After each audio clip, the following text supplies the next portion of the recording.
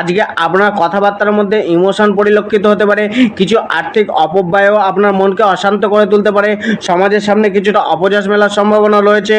আয়ও কিছুটা কমতে পারে, মানসিক শান্তিও আজ কিছুটা ডিস্টার্ব থাকতে পারে, আজ কিছুটা হট টেম্পার বাড়তে পারে, সম্মুখ ব্যক্তির সাথে ভুল বোঝাবুঝি ও গরমাগর্মি বাড়তে পারে, কেরিয়ার ও প্রফেশন বাক্যের সৎ ব্যবহার আপনার কর্মক্ষেত্রে উন্নতি এনে দিতে পারে, নিজেকে আজ কিছুটা সংযত রাখুন, সামাজিক রেপুটেশনের কিছুটা হানি হতে পারে, নিজের আর্গুমেন্টিভ নেচারের কারণে কর্মক্ষেত্রে মানুষের থেকে শত্রুতা মিলতে পারে,